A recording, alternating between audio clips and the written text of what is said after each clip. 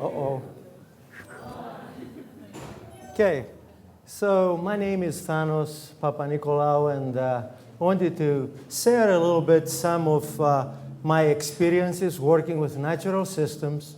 And a key thing that I found over the years is that for the development of a sustainable production system, that approach needs to involve actually a couple of different things.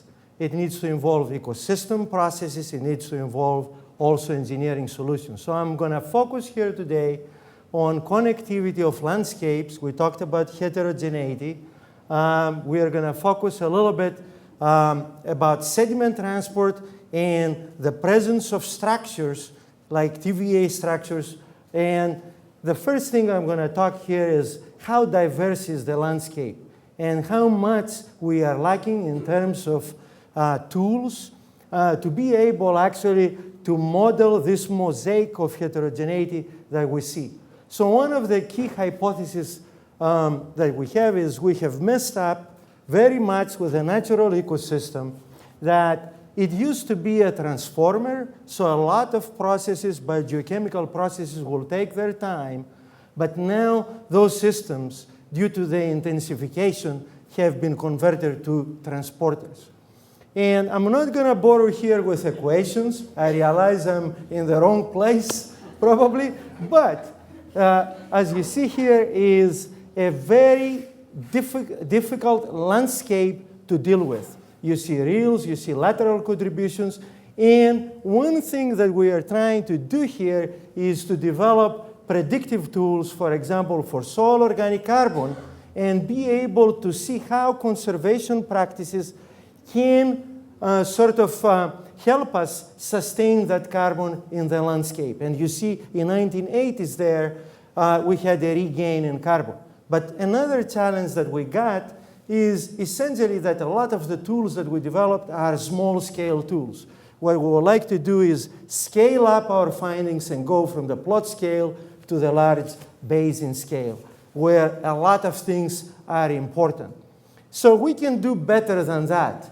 This is a very interesting picture that shows back in 1960s how people thought, how engineers and others thought they can address bank erosion problems. Just piling actually old cars along the Des Moines River bank to prevent erosion. But another challenge that we have is to be able to count on sediment budgets and from where the material is coming from and where we need to invest actually our resources in order to sort of gain for any dime that we are investing. Another challenge that we got is someone mentioned about TVA is how much, yes, there are effects to the ecology of the channel, but how much useful life those dams have. So we need to know really how much material is moving, and we need to develop predictive tools.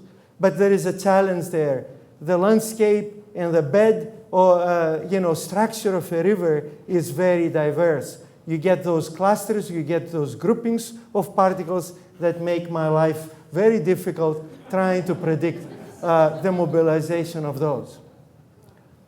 So the hypothesis is in trying to predict mobilization of sediment is that particles are very stubborn. They have memory effects. As they mobilize, they tend to rest. They take it easy, and then flow comes, and they mobilize. So that's one way of viewing the life cycle of a particle. Another way, obviously, is to use sensor technology, and this is from the Elwha River Dam in Washington State, where we had one of the first removals of large dams in the US. And we're learning a lot from this exercise. But one thing that I realize is humans have a short memory effect. And I call that the hydrological cycle. And what you see here, we get floods, then we get droughts. We go from the droughts to awareness, then to concern, then panic, rain, and apathy. And that's a cycle. So in terms of future directions, sensor technology definitely is the future, and incorporating that to the ecosystem studies. I did well there.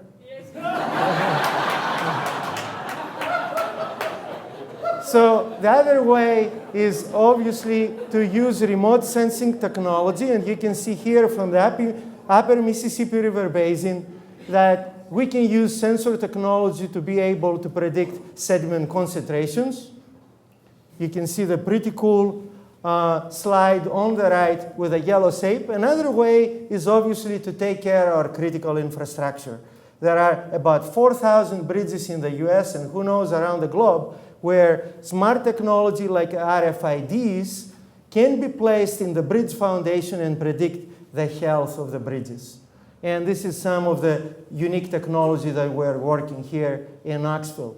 But we are at a very critical location because we definitely, with the dams and locks in the Mississippi River, we control how much nutrient fluxes are reaching to the Gulf of Mexico. And one of the things is obviously the hypoxia problem that we got there. And we're talking here about, in civil engineering, where is my home department, we're talking about safer, smarter, and sustainable. And this is a very nice image that I was actually in Phoenix, Arizona, where I saw actually thunders in front of my eyes, and I realized that this is a very complex world. Thank you.